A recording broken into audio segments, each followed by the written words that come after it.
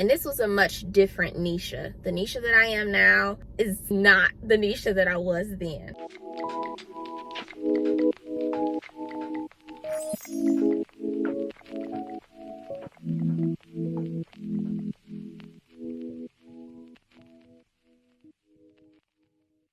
Good morning, good evening, good afternoon. So you're probably asking, why am I in my car? I think it's suitable considering the video. I'm going to be talking about my driver history, and I'm starting to recognize that this series is essentially me exposing myself.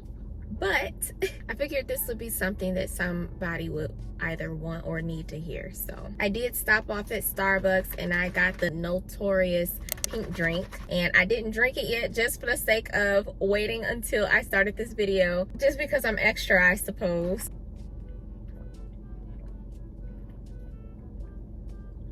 I needed that. I should have told them little ice or light ice. Today I also decided to do my makeup, but I'm not a makeup artist, and I tried using new products that I hadn't used before, and I'm not sure how I feel about it, but we're gonna move past that. I know we haven't gotten to the video yet, perhaps I'm stalling, but also, short side note, yesterday for the first time I purchased AirPods or air whatever they are, headphones, but without the cord for Apple, whatever. I bought them for the first time. I have been contemplating buying them for 3 years, and I do mean 3 years. I've been reluctant because of the price, and unfortunately the price has gone up since the beginning, and then they started coming out with other things, so I just chucked it up and bought them yesterday, and I loved them, and I listened to them the entire time yesterday up until I got up and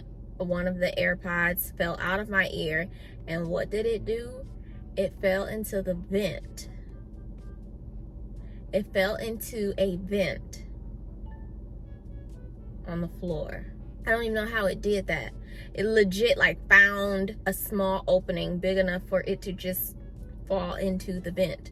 And I don't know where the vent leads to, but it doesn't lead to the basement, and it doesn't lead to the second floor. And so I have one AirPod. I hadn't even had these AirPods for 6 whole hours before I completely lost one, and that was another big reason why I decided not to get AirPods for those first 3 years, because I am clumsy, and if it doesn't have a cord, an actual wire to keep them together, I just knew I was going to lose one or two or break them easy or whatever. And yeah, so I only have one AirPod, and the overall frustration that I feel is making me want to go and buy another pair just out of rebellion, even though I didn't even want to buy the first pair because of how pricey they were, just so that I can be like, it don't matter that I dropped one, and completely prove myself right on why I shouldn't be getting them. Whatever, I digress. Anyways, before I get into this video, I do want to recommend that if you have not seen my sit down video where I was talking about my employment history, I advise you to go watch that first, just to give you a little more context into what I'm going to be talking about. It helps you to get like the fuller picture. But after you've watched that, then come back and watch this. My driving history pretty much starts in 2015. I had my permit. At this point, I was working for JCPenney's. So the reason why I hadn't taken the road test is because I never went through driver's training. I was reluctant to take a test that I felt like I wasn't prepared to take. I only like drove with my dad a couple of times. But if you don't know, my dad, or any dad for that matter, they are not the most comfortable in a car with someone who doesn't know how to drive. And so you could just imagine how successful those times were. I never really felt comfortable behind the wheel. And so I didn't feel like it was wise to go take a road test, and I didn't necessarily know if I was going to pass based off my lack of experience. So my grandmother one time did take me to the road test, not to take the test, but just to get a feel for what I was supposed to be doing. The goal was for me to use my grandmother's friend's car or something renting of the source someone's car to take the road test once I did decide to go take the road test, because otherwise I would have to rent one of their cars for like $20. That was the original plan. However, one day when I went to my job, JCPenney's at this point, I got there and I checked my bank account, which I reluctantly did because back then I never really checked my bank account because I didn't like what I would see half the time because I was terrible with money. I was good in some aspects, but once I started to feel like I was running out of money, I just be like, screw it, I'll deal with the overdraft fees later. One day I started to feel like I needed to check my bank account, and I was at work at this time, and I had taken an Uber to work, and I legit only had like less than $20 left in my bank account, period, right? The issue with that was that meant that the Uber that I was going to take home, like after my shift at work, was the last Uber that I'd be able to take, because at this job I was getting paid bi-weekly and I still had a whole another week before I got paid. So I was essentially broke and I didn't have a way to get to work after this last Uber that was going to take me home. I think I just eventually came down to this ultimatum of either you take the Uber home or you take the Uber to the road test and you pass, even though you have no experience, then you'll be able to use the car at your dad's house. And then I thought to myself, but it takes $20 in order for me to rent a car out. I was gonna use my grandmother's car, but I don't have that car, so how am I going to rent a car? And that's when I realized that literally the day before, my dad randomly decided to give me a $20 bill. If anybody knows me and my dad, they know that that doesn't happen like that. My dad never really just passed out money or anything to me, and if I got money, most of the time I earned it. It was very rare that I got money just because. And for him to randomly decide the day before to give me a $20 bill out of nowhere, at that time I didn't really chalk it up to God, but now I know that it was God, because at that point I had a decision to make and I was sort of equipped to make the decision. Long story short, after my shift at work, I decided to take the Uber to the driver's training place. The Uber cost more than the amount of money that was in the bank account, but the way Uber, I don't know if it's still set up that way, but the way it was set up is it wouldn't charge you until after your trip. I think it only checked to see if you had like $1 or so in your account before it would allow you to do the trip or something like that. So either way, the Uber came, I was able to get dropped off at the road test despite not having enough money to pay for the Uber. So I did end up overdrafting anyway. So I got to the road test and I just remember being so nervous, but I had this determination that I was gonna pass. I didn't know what to expect, but I'm like, oh. So I ended up renting out the car, and the lady that was going to be in the passenger seat, she seemed real pensive, not uptight, but just very quiet and observant. It was a little off-putting, but I couldn't afford to really focus on that. So we get in the car and we start driving, and I remember seeing from my peripheral vision that she was like checking off boxes and things like that. And there were certain things that I didn't know if they were rules or not. There was a railroad track that we were about to pass, and I didn't slow down for it. I like gunned it and I felt the car like do this number, like we was like bloom bloom bloom. And I remember seeing in my peripheral vision her shake her head, and she started like writing something down, and it took everything in me not to look at what she was writing. And then I started freaking out because I'm like, oh shoot, she's gonna fail me. I just did something ridiculous and I should have slowed down. Is that the rules? Like, I really don't even know. Long story short, we finally get back to the actual road test place. We get out the car. She seems like she has an attitude. I don't think I drove terrible, right? But it was obvious that I had a lack of training. Eventually we get in there and I'm waiting in the lobby, waiting for her to come out to tell me whether or not I passed. After like 5 minutes of me sitting there, it felt like 20 minutes. She came out and she had a totally different demeanor. She was smiling and she's like, you passed, congratulations. And I'm like, ah, because I'm thrown off by the difference in tone, because this entire time she was acting real like uptight and quiet or whatever. But I was super relieved and excited because I'm like, I actually passed. You know, this entire time, like I said, I was concerned that I didn't have enough experience to take the test. I did hear that this specific location, they passed just about anybody, which gave me a little comfort because I'm like, well, good, because I am just about anybody. That's pretty much how it started. My dad ended up picking me up. We went and got the paperwork taken care of, and then I was able to drive the car at his house. The car that I drove was, I want to say it was a 1998 Taurus station wagon. I named her Sadie. She was my baby. She was my car, right? My dad gave her to me, and she had power steering issues. I remember using both hands to steer all the time, like especially when I was doing turns. I would have to like I was getting buff out here, like doing this number. At one point, whoever was in my passenger seat would be grabbing my steering wheel too to help me turn the wheel. Like I had power steering issues. I eventually got it fixed, or yeah, I think I eventually got it fixed. Then I had transmission issues. Sometimes it wouldn't shift gears, and child, it was a hoopty. Also, due to my lack of driver's training, I did at one point hit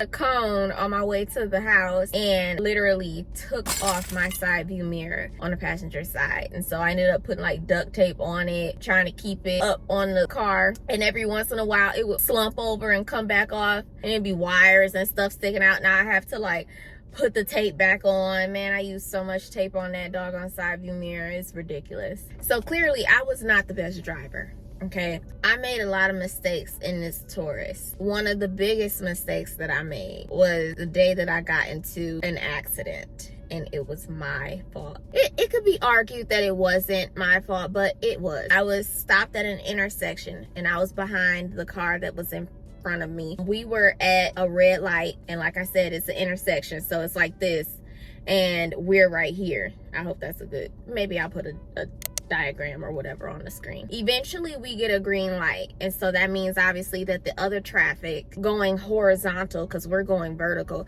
the traffic that's going horizontal,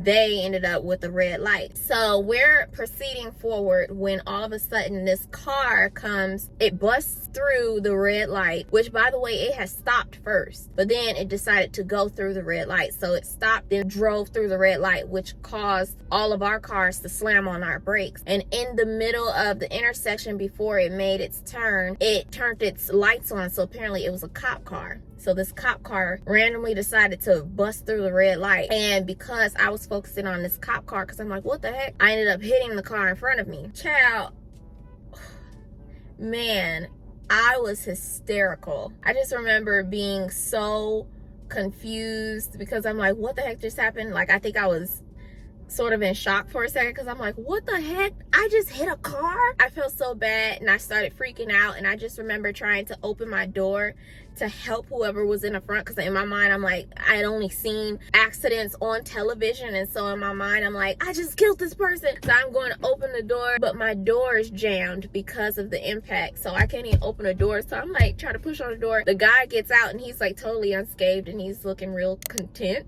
like very calm and everything. And I'm like, at this point, about to bust tears, and I'm like, I'm sorry. Child, I embarrassed myself. I can't lie to you. I felt so bad, and I also felt like I just totaled my car, like a whole bunch of stuff. Okay, to take from that, I got into the accident. It was deemed my fault, even though there was a lady who came by and she's like, it's not your fault, I saw that stupid cop, da, da, da, da, da. The ambulance came. I started crying because they put one of those little neck braces on my head. I just remember being so over dramatic. Oh geez. But thankfully the guy, I think he saw me freaking out and was like, you know what, I'm gonna give her a break. He was a very nice guy, and compared to my car, his car was practically unscathed. Thank God, because he was just like, everything's fine. But me, on the other hand, my car needed to be towed and I couldn't drive it anymore. And I just remember in that impact, for the first time ever, my air conditioning turned on, because that was another thing wrong with the car. The car didn't even have air conditioning, but I remember as soon as I hit that guy, my air conditioning came on blast. So I ended up without a car, right? Thankfully, by that time, I was saving for a new car because this car had some problems that I just didn't want to pay for. So I was saving for a new car, and unfortunately, I wasn't able to trade this car in because that's what I was originally going to do. I ended up using the money that I saved, which I didn't save a lot. I saved probably like $1,100. I used that that money and I did super hard research, and I eventually found a car that somebody had traded in at a Chevrolet dealership, and they were selling this used Saturn for $1,000. And so I called them and I'm like, hey, I saw the specs on the car. I'm a college student. Can I get a discount? Just because I told them, like, I have $1,000 even and I can't go above it. So I see that the car is $1,000. Is there a way that you can give me a discount so that after taxes I could, you know, just pretty much pay you $1,000? So they gave me a discount, gave the car to me for $850, and then I just paid pretty much like $1,000. This car was a 2000 with only 40,000 miles on it. It had only had 2 people to drive it. There was no heavy duty issues, like as far as like the engine and things like that. It was more of the way that it was on the inside. One door didn't lock in the back.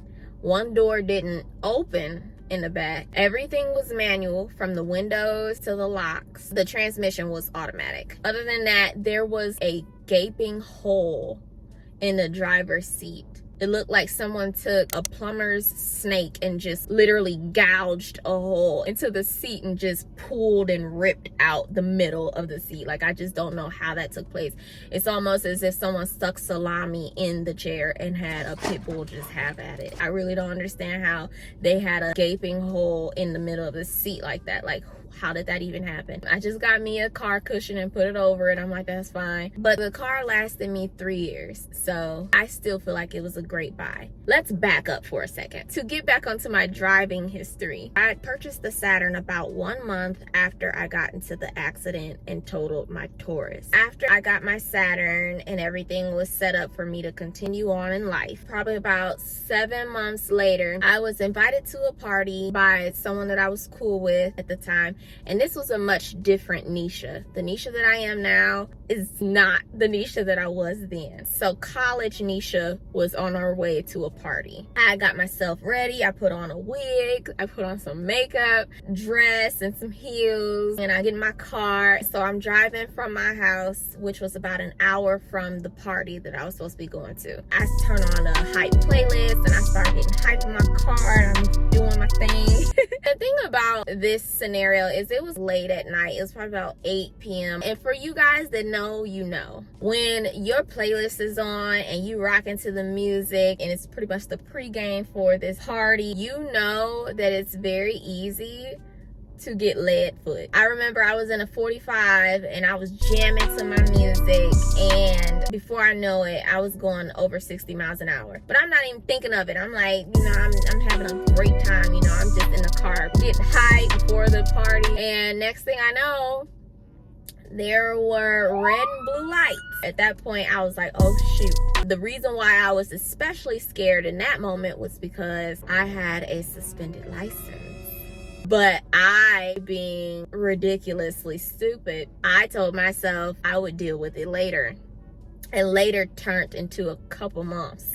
I was driving with a suspended license for a few months and I wasn't even really concerned with going to get it fixed. So when this cop pulled me over, I didn't really know what to expect. So he gets out of the car and he comes over to my window. I roll down my window and he's like, license and registration.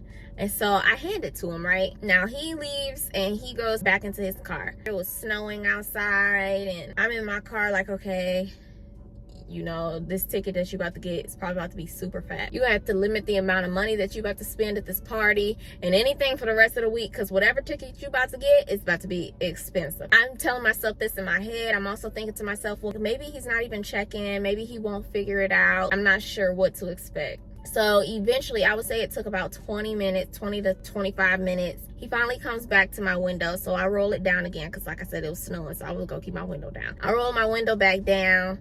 And the first thing he says is, ma'am, can you get out of the car? I'm like, huh? He's like, ma'am, I need you to step out of the vehicle. I'm like, oh, why? It felt like I was sweating ice. I'm like, why? For what? And he's like, I need you to step out of the vehicle, ma'am. Like, he wasn't even trying to tell me why. And I'm like, oh my God, what is going on? So I get out of the vehicle and I don't have my coat on because, you know, I was jamming in here and I had my dress on. As soon as I get out, he pulls out handcuffs And I'm looking at him like, what you about to do with that? He starts telling me my Miranda rights and all that stuff. And he tells me that he's arresting me because I have a suspended license. And I'm looking like, so that's what happened? I'm getting arrested? I'm thinking I'm about to get a ticket. As he was taking me to his cop car, I started to feel like a prostitute. Because here I am in this wig and this makeup and this dress and these heels. And I'm like, bro, not me going to jail dressed up like this. Fast forward to us getting to the cell or wherever we were at, because to this day it was all a blur. I remember sitting in the car and my wrists were hurting, and he's trying to have mild conversation, and I ain't even trying to talk, bro. Unless you're gonna let me get out this car, I don't really have nothing to say. We finally get to the cell and he starts taking my fingerprints, and then we get to the mug shot. And I know it's a meme about this now, but back then I didn't really think anything of it, because I didn't know what to expect with this. But I was the girl that asked if she could see the pictures to her mugshot. And I was dead serious. And I remember the cops laughing at me. But my whole thing was, I was on my way to a party. I spent time on this makeup in this outfit. I want to see the pictures. But they did not let me see my pictures. But I guess they found a liking to me, so they did give me a blanket, which was pretty much like a tarp, because it was not cloth, it was like plastic. And they stuck me in this jail cell with nothing but steel, and it was cold in there.